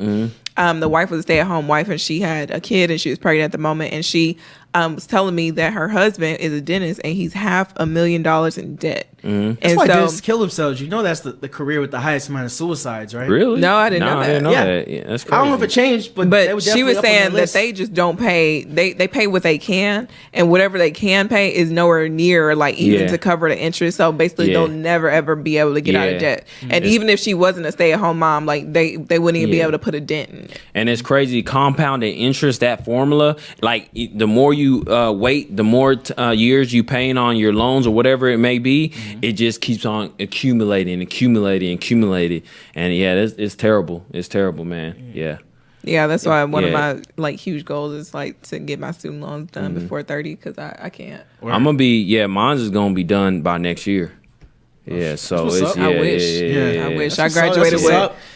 I went to college I went to community college for 2 years, and I went to university for 3 years. And even in me going to university for 3 years, I was a first generation college student. So I didn't know anything about loans and stuff. And I was just like, well, I need this money to cover rent and everything else. So I took out as much as I could. I graduated, like even doing the 2 years of community college, graduated with like $30-something thousand. And that's actually good. That's really, I know really it's good. But then by the time I looked up, I was at like 42, and it was just like just interest. Crazy. You're not even, and that's another topic for later. But you're not even putting a dent on the interest rate or the principal. You know, you're just paying on interest. I got to the point where I was just like paying off. Like I would pick a loan and pay off that whole amount. Yeah. Like, so if it was like, cause like it's several loans added up together, I would just pay the whole amount instead of trying to like pay the monthly payment. I put myself like in the minimum. Yeah. Right. I put myself in deferment, so I didn't have a monthly payment, and then I would just pay a loan. But the dangerous thing is people put themselves in deferment and they don't do anything. Yeah. So. Yeah. There's gonna be a loan reform coming soon. I think this country has to have one. It's gonna be coming soon. With Trump in office? Not with Trump in office, but because I'm like, it's getting to a point that it has to be. I want police reform before loan reform. Police reform? I'd rather live to see loan reform. Yeah, so I want to start with that before we do loan reform. But both are good, definitely. Yeah. And Nene, you ever been nigga fish before? I don't even know what that is. That's a new terminology. Hey, yo, Let me look it up on her. Can we pull up that post? The one I sent you called Blackfish. All right. I'm actually a white woman. Yeah, there's been this trend online, right? There's been this trend online where a bunch of white chicks. We'll start off with. I'm trying to get cave bitch out of my vocabulary. All right, but a bunch of white chicks, and the only reason I call them cave bitches is because some of them actually look kind of good. All right, I ain't even gonna lie. I can't even front. They still cave.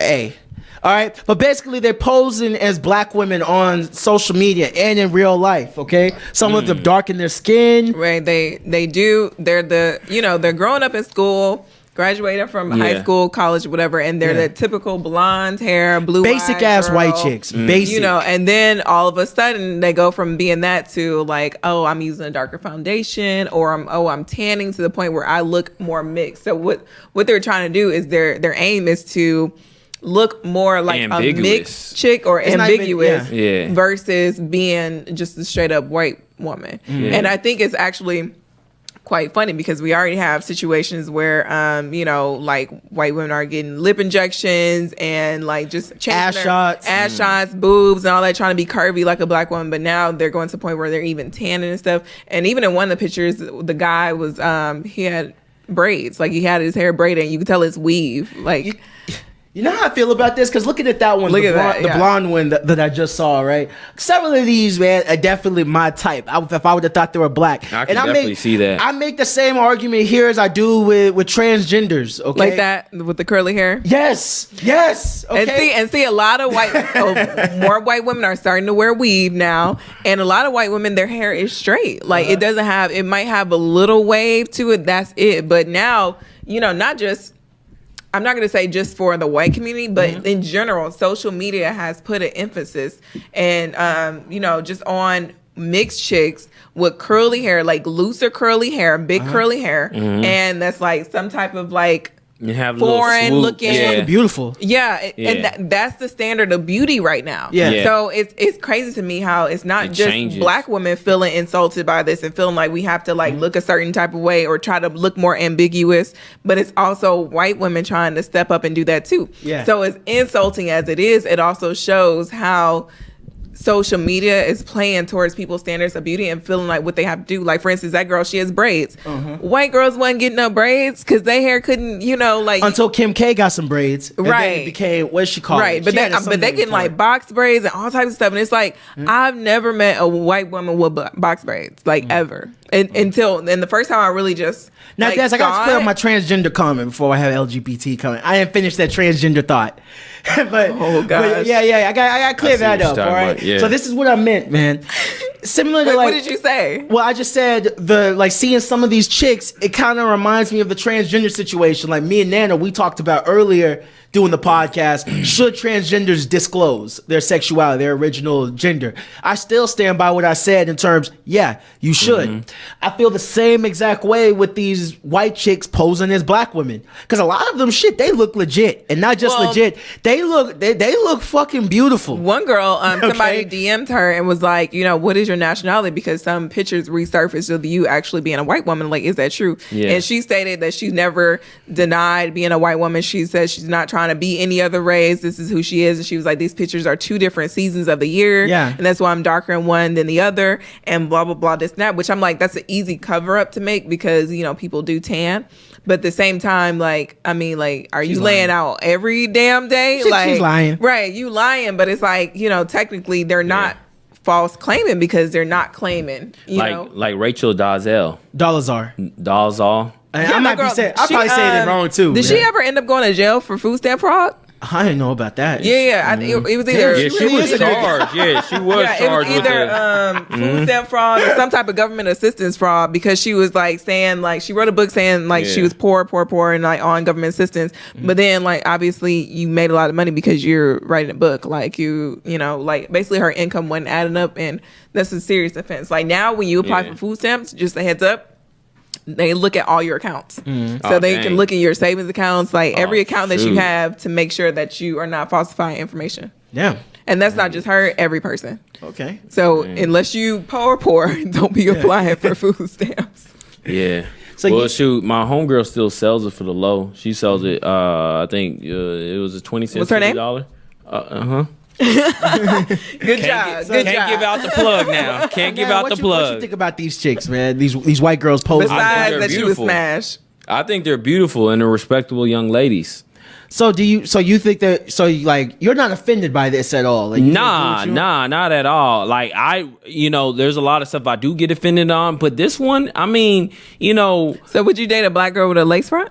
Absolutely, I've done it all the time. Of course. My problem with this is that it's okay for a white woman to sit here and tan her skin, or to get a weave with some curly hair and stuff to look more ambiguous and foreign and attract a certain type of man. However, black women get slammed all day long for our wigs and that's our weaves and stuff. I don't know about that. No, that's how social media feels. Like people always clowning girls. Like, and that's how you feel, Nana, because you don't like girls with curly hair. You don't really you like girls with straight hair. I've heard you say I feel like now social media has made you don't really be fucking false claiming. You don't really be fucking with the natural shit. I don't know about that. I don't know if I said that. You ain't got a lie to kick it. Nah, I don't know if I say that. And there's nothing wrong with it, but I'm just saying, like, I if it's think not your Des type, hair it's is not beautiful. your type. I like that, like, and the touch of You like, blonde. But your energy was completely different though when she straightened it. It was. Yeah. But it was a different look. Like, I never seen Des like that. I was like, oh, okay. And it wasn't Des, but I remember it was somebody that we had on the show. I don't remember. We had so many chicks on the show. But it was somebody that you would like. You like her much better, though, with the straight hair. You don't know why she did that natural shit. Oh, well, I thought she looked better, with the straight hair. But either or, she looked good. I don't have a problem with your comments. Yeah. I don't. But I'm just letting I'm just clarifying the air. Like, hey, some girls look better with the curly hair than the straight hair, and then some girls look better with the straight hair than the curly hair. Okay, that's just my personal preferences. I would suggest, but either or, she looked good, and she can give me a call after this show. My number. Anyways, please pick up my the calls. Point is, I just feel like social media has, I feel like guys in general have gotten better at the idea that black women are wearing wigs and weaves. So it's not like as off-putting as before. I feel like that's still in reference to they rather see that than like natural hair. If you have like thick, coarse natural hair, like I still feel like they'll pick a weave over that. Yeah. But to me, it's just kind of insulting how like white women win over shit like this, like some celebrity has probably DM one of them girls, versus like a black girl with like some lace fronts and stuff like that. Sure, some celebrities are probably trying to talk to them, but are they gonna fly them out and buy them some bags and stuff? Y'all just can't shower together. You can't shower with her either. Her spray on tan gonna slide That's what I'm talking about. Off. Yeah, like these chicks that they flying in, all of that shit is wash off. Right, that's crazy to me, and it's just like I'm not offended by it, more so that I'm concerned by it, because it's a standard of beauty. Like, everybody is feeling the pressure. I don't feel like they're sitting up here specifically trying to be black women. I do feel like that they're trying to make their race more ambiguous, because that's what society wants. And to be honest, I feel like I'm happy that they catching up, because this is the pressure that black women have felt for so long, because it's like, it's hard for us, unless we are wearing a frontal or a lace front or something of that sort. It's hard to hide your edges are black. Wait. So what struggle do white women posing to be black have in common with black women? No, I'm saying that black women have felt the pressure where guys want a woman that looks more foreign. Like, if you think of all the rap songs where guys are talking about exotic girls, foreign girls, she speak a different language, she's from I'm a tired of different that country, shit. I want to see more black women in videos. But that's what I'm saying. Like, that's been going on since like the 90s and stuff like that. Everybody has been made some type of song at some point with one a foreign chick. But for black women, we felt that pressure, but it's hard for us to fit that standard. Not in the 90s. I would say early mid 2000s. That's when that became pop. Okay, I would say that, but I feel like black women, it's harder for us to try to fit that stereotype, because it's just harder for us to be able to change up our look that much. We can get colored contacts, but you can see that it's contacts. We can get, we get the lace front, but then your man don't want you because you got a lace front, But these white women, they have it so easy to where they could just tan and get a fucking weave and look foreign. So is it appropriation or admiration? Why you think they do this? Dang, that's a good question. I think it's a combination of both. Because the examples that we looked at, they're just changing their skin, their hair, etc. But there are a lot of women like Kim Kardashian who are changing their body type and everything. And I feel like that's appropriation, because that's not how you and your native people are naturally shaped. But I think these women, I think to be fair, everybody out here getting ass shots. Right, everybody's out here getting ass shots, but at the same time, I feel like the lip. There was actually a sale going on. I think there's going to be a sale going on this Black Friday, so y'all need to check it out. Black Friday ass shot sale. Dr. Miami, 2 for the price of 1. Hey, bring a friend. 2 for the price of 1. Dr. Miami is booked for the next 2 years. Really? Wow. Yeah, like literally booked for the next. And all jokes aside, seriousness, women. I mean, if you want to do that and get ass shots and any transformation to your body, please look into it, because it's very dangerous, and people have died from it. Yeah, really. Women have died. Like, they die like often than it's failed to mention. But back to this subject, that is serious. But back to this subject, I feel like it's not necessarily, I wouldn't categorize it as appropriation or appreciation. I would categorize it as an insecurity. because I feel like you have to be some type of insecure and want to fit a standard. It's like a beauty standard, like how models used to throw up, to be skinnier, or how they used to like half a grape they diet. used to eat cotton balls so that their hunger would go away. You Really? just like Oh, wow. So it was just a standard of beauty that you try to fit in, and I feel like this is the same thing that they're doing because it's a standard of beauty right now where you have to look some type of foreign to get somebody's attention. Black guys out here ain't just looking for white girls no more. Like they looking for all types of girls. They want, that football player, he want a Spanish girl, he want a Cuban girl, he want a girl from football. Jamaica, like a Gucci guy, so Yeah. it's like you want some type of foreign or some girl that knows multiple languages She's not and stuff. from America? Gucci's girlfriend? Gucci chick? Nah. She from Jamaica. Did she get ass shots herself? I don't know. The question is, who hasn't gotten ass shots in 2018? Dez hasn't. Me. And I don't know. I don't know, Dez. Have you? No. No, actually, what's funny is I actually have a video of this guy that I went to school with asking me if I had shots. Because I had a flat butt in high school. I really did. Not flat, but I told you I was really skinny. So, the butt that I had fit my frame, but I was really skinny. So, it was just like a small butt. Like, it wasn't like anything like you'd be proud of. Yeah. So, And then she didn't miss a meal after that. And look where she's at. Honestly, I did I accidentally did what Buffy the Body did. what'd she do? So Buffy the Body, she one of her interviews like a long time ago, I think in a magazine, she said that she did a lot of meal replacement shakes. Like she would drink those as like a drink, like with her meal. And so she was just having like a lot of calories and stuff.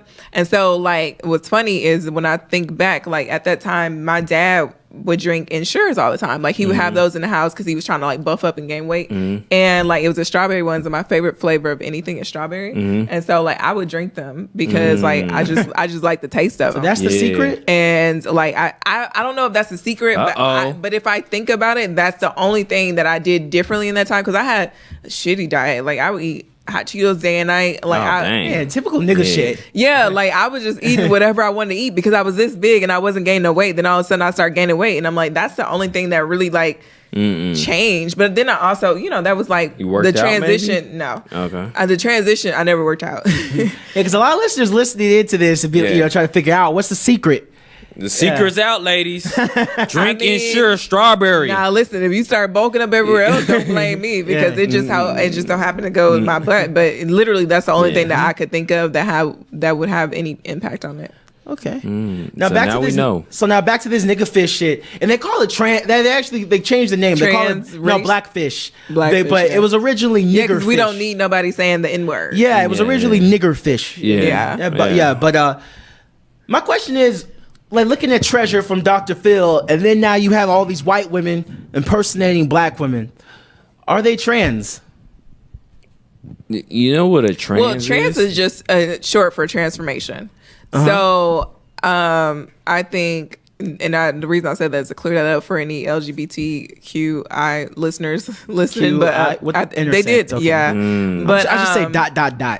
Right. Etc. But trans is only, it's short for trans, and that's why tranny is offensive because the word tranny is in relation to like you calling it like a man. Yeah, somebody taught me that recently. Yeah, I thought that was short for. I just thought it was short for transgender. Yeah, and forgive me for saying that, but the only reason I bring that up is because yes, they would be trans if they're trying to transform their race. Yeah. Yes, they would be. However, like I said, some of these girls are saying like, "Oh, I never said I wasn't white. I just look a little different."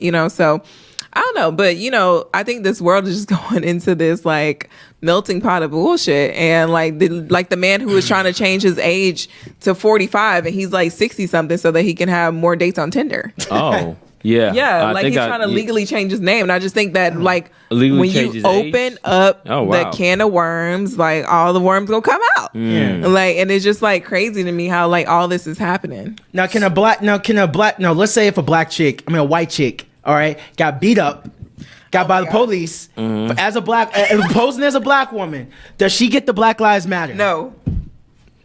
But what if she identifies as a black woman? Yes? I can only answer as myself, and I'm not going to go out there and march for her. She get that all lives matter. Right. That's what you're saying, Nana? Yeah, that's all what lives you need matter. to call. But then you piss off because when they be included with the LGBT? etc. When they be included as trans. That's the question for the LGBT community. Yeah, because I'm thinking this could be a thing. You I think answer it. Huh? You answer it. I say, yeah. Yeah, man. I think we're in this age right now. Everybody can identify what they want to be. I should be able to identify as a white guy and get good credit automatically, or get a better shot, a job opportunity. Did you see that episode? Can you cue the crickets? Yeah. Yeah. So the T in LGBT. Oh, is LGBTQQIAAP. So the 2 T stands for transgender and transsexual. So in this case, they would be transracial or trans race or in trans age, I guess, would be coming up soon. But, I think, for one, the episode of Atlanta was freaking hilarious when it was a white kid that identified as an older as a black kid that identified as a white older man, a middle-aged white man. Oh my god, I was cracking up. But I was just like, that's the way the world is going, so whatever. But I'm not gonna march for no person that I see as visibly white. No. Now, if they were done wrong, like me, honestly, like when I do applications, I check non-disclosed, or I check other. I refer to other. They're considered other. I don't consider me as an African American. You don't consider yourself African American? No, I just consider me as an African. Yeah, I was gonna say because he's African. I don't consider myself African American. I think that was just a term, like. But yeah, he is. I'm just a like. Wait, were you born here? Yeah. You're an African American. Yeah. I consider myself as a Ghanaian. That's it. Ghana, but you're is literally African American. I think that's politically incorrect. This is the shit I have about people identify with what they want to be. Now it's a crime to call people what they are. Yeah. Nigga, you are African American. You're just trying to label me. You are African American. I just don't say anything just like about. Now there's like a stigma calling somebody Mexican. Like there's certain Mexicans who are offended by calling them Mexican. Yeah, because they're usually Latino. I'm talking about the ones that are actually from Mexico. To be honest, I'm a person who every time I have a conversation with somebody, every time I meet somebody, I try to genuinely try not to ask anything related to race or their sexual orientation, because it's none of my damn business. Like, that's not going to make a difference in my conversation with you. Yeah. If I'm talking to you about podcasting, I don't have to ask you if you're African or African American to be able to talk to you about podcasting. So I think a lot of times what's wrong with America is that we put our noses in stuff that doesn't belong. Like how everybody's trying to be educated on the LGBTQ and what does that mean and who is it. Unless you're sleeping with someone in that realm, it should not matter to you. But here's the thing, though. People use that as a cop-out to just get out of having the conversation because they don't know who the fuck they are. You should know who you are and have no problem saying who you are or what you are. No, I think that... Okay, because that's part of the reason why you're saying it's none of their business. People use it as a cop-out, and that's why so many people say things that are perceived as offensive when really they're just asking questions and don't know what the fuck is what, because nobody... Like, okay, like if you're at a job and like you're around like people who are very Christian and like, but they think that you're gay. Nobody should be asking you if you're gay. If you're gay, you're gay. What's wrong with saying you're gay? But what does that have to do with my work ethic and my performance? Are you at job? Or if I'm over here at work sucking if I'm a gay man sucking another man dick at work and instead of working, like, yeah, I would. Des, you're supposed to.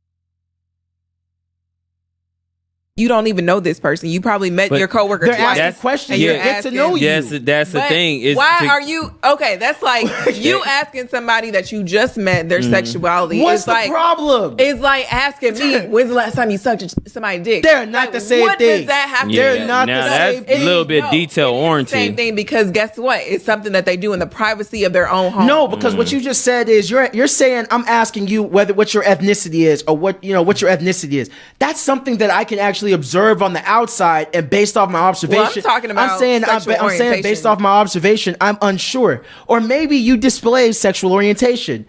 Maybe I heard you say certain things in your story whenever we talk about, because, you know, in the office, y'all ain't just talking about work all day. Sometimes people are talking about relationships and their personal life. And I noticed you were a little bit vague or ambiguous in describing your love life. So then I asked, okay, who are you with? Or, you know, you're being very vague. And then I might just ask the question, are you gay? See, I have a problem with it. But shit, I'm just curious. Why are people so damn sensitive? Yeah, it's just people are just so sensitive. But I think honestly, the reason why certain people ask that question, what their sexual orientation or race is because now they can know what type of paradigm I can view this person at.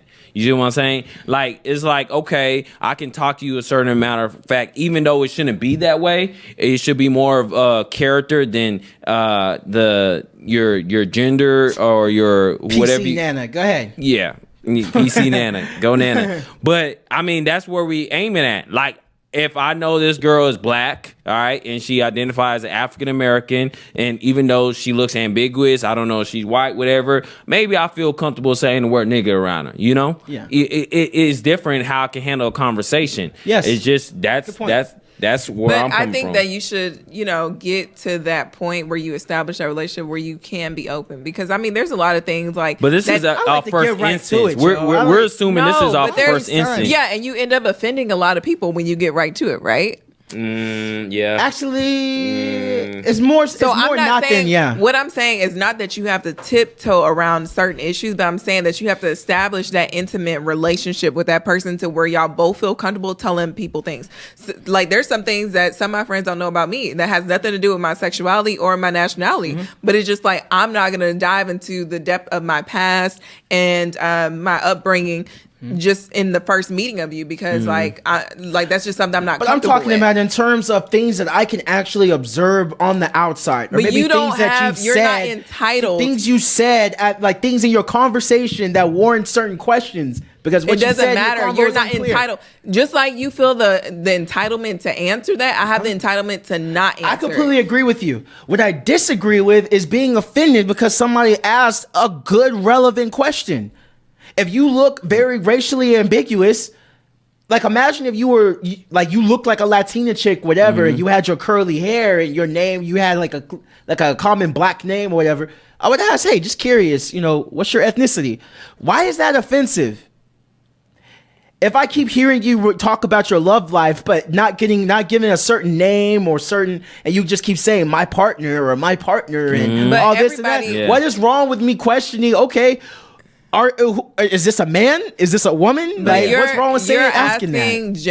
You're asking a general question that has a lot of specific answers around it. So every person that gets offended because you ask something is not going to have the same reasoning for being offended. There might be some people that just get offended because it's just like, I don't feel that comfortable with you asking me that. Like, I don't want to dive into, like, I can tell you about my relationship, but I don't want to tell you the person's name because you might know that person. So I just don't feel comfortable for that just in that sense. Okay. Or like as far as like who I'm sleeping with, whether it's a man or woman, it's like some people have had life experiences to where they are open with somebody and that person crossed them, or that person like they got into an argument one day and that person used that against them. So maybe they want to have that guard up because they feel like, you know what, I'm not gonna go that deep with nobody.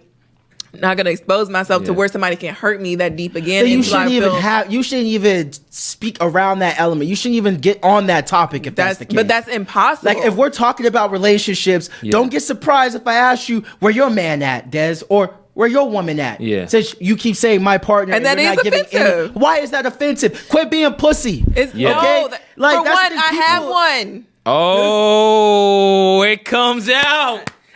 I was trying to, because the thing is, that was irrelevant. No, it was relevant. Because the other day I was in Des DM. I was like, you know what? Maybe we can go out after the show. And I was like, you know, she was apprehensive, whatever. I'm like, what? And these days, I'm like, there's something wrong with Des. This is the power. This is the power of hearing what you want to hear, because you just said, stop being pussy. Yeah, and I just said I have one. So, fellas, I'm sorry. Referring to my body part. Hey. Yes. So you want me to stop being what I have? No, I'm and used- you're taking it as like, oh, she do got a man. Clearly- that's Yeah, the definition yeah, of hear what you clearly want the to context hear. I'm using it. Yeah. So she Okay, got a man. She anybody- got a man. So, fellas, I'm sorry. Hey, then you're gonna have to wait maybe next lifetime or maybe just a couple weeks from now. But Des, she's officially off the market there. Okay, so her value just went skyrocketed. All right, we call it the Dow Jones. You know, she's up. But if that don't work out, I'm always here. I'm here for you. But yo, listen. The point is, like, you can't force. This is why you come off offensive sometimes when you ask the questions that you ask, because you're forcing. You feel entitled to get an I don't answer. feel. No, actually, it's quite. You feel it's quite the entitled- opposite. I feel that I do have. So I guess I'm entitled to the fact that I can ask whatever the fuck I want. Right. But I understand. And you I don't have that understand- right. I do have that right. God damn it! I can ask whatever I want. You And can are literally at ask liberty- whatever you Yeah. want, but Yes. you don't have a right to get an answer back. Yeah. You're right. Because that falls on you or the person that's receiving the question. Or don't just like be- I have You the don't right get to ask what I dictate want. what somebody's offended by. You don't get to dictate I that. will- Just look, like there I'm are a some firm- white people that may listen to this podcast and may have not seen anything wrong with the white women that are calling police on black people for these idiotic things. They may not see anything wrong, and they may be looking at us like, "Why are you offended by it?" Hey, that's why you we're the don't first have a off- right to determine what somebody can and can't get First offended off, by. that's why we the problematic safe place, okay? I don't expect all our listeners to agree with us, okay? Yeah. All of us have a different opinion Most with of each them other. don't. This is Yeah. a safe place to disagree Yeah. and have these conversations, okay? Yeah. So shout out to all the white Yeah, listeners shout out to and all our the Trump listeners supporter that listeners don't really and agree our with fucking me. LGBT Shout out to listeners the girl and who all left that y'all, graffiti whatever. on my car. My thing Yes. is this: whether you a goddamn Trump supporter, okay, or you a man and you suck dick or whatever it is that you do, You said that with the emphasis there. I'm kind of whatever it is that you do, if you're not ashamed of it, do you, be you. But don't get surprised or get offended by me asking the relevant question. If I see you with a MAGA hat on, don't get offended because I ask you, why do you support Trump? Okay, like I understand why everybody is so pussy. Stand by what it is that you know yourself. Stand by what it is that you are. Well, there's some things that you want to enshrine, some things that you keep sacred to yourself, okay? And then when someone If you're wearing a MAGA hat on, you're not being sacred to yourself. Well, it But might some be people something. don't want to be problematic. Some people don't want to have that argument. wanna be real a lot pragmatic. Of times, so if I am walking around with a MAGA hat on and somebody asks me, why do I support Trump? And you're a black person, I'm a white man wearing Yeah. this hat, I know it's going to be an issue. So I'm not necessarily offended, but I might avoid answering your question or just avoid being around you so that I don't have to have that confrontation. So sometimes it's not even the fact that somebody's offended by your question, but sometimes people don't want to have that argument. Like one of my friends I'm going to hang out with later on today, she's very light skinned. She has like freckles. She has like green eyes. She's single? No, she's not. She's married with kids. Oh. And she That's has like unfortunate. long curly hair. Well, it's shorter now, but it's always been Is she long very curly married? hair. And Nana, shut up.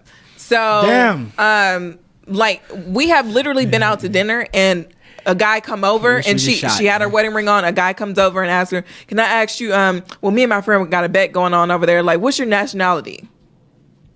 Like, What's wrong with that? that's offensive because you and your friend are It fucking happened. betting What if on he me wants a black over chick? there. She is a black chick. That's the Okay. thing. Like she's sure, of course, What like nationality all, type would be American or? like of course, like the rest of us, somewhere down the line, somewhere it doesn't happen, whatever. But either way, she identifies as a black woman. She is a black woman. She Okay. has no problem like saying that she's a black woman. Okay. But the fact that someone feels entitled enough to walk up and interrupt our dinner Okay. to ask her what her see where- nationality That's is the problem. okay. is- prove that they are right to their friend. Yeah. The problem is not the question. Yeah. The problem was just him going in and interrupting But y'all's that's thing. what I'm But getting at, saying that you have to establish an intimacy with that person. Fuck so yeah. when I first met her, I don't know about that. Yeah. I had that same question in my head. But did I ask her that the first day I met her? Absolutely not. We met, we worked together for a while, and I finally asked her once we established, like, okay, we're friends. Like, hey, What nationality are you? Like, what's your background? She told me she's black, and I left it at that. Yeah. I never questioned her again or anything like that. I waited until that relationship was established for us to have that conversation. Because if you first are meeting somebody and you ask that,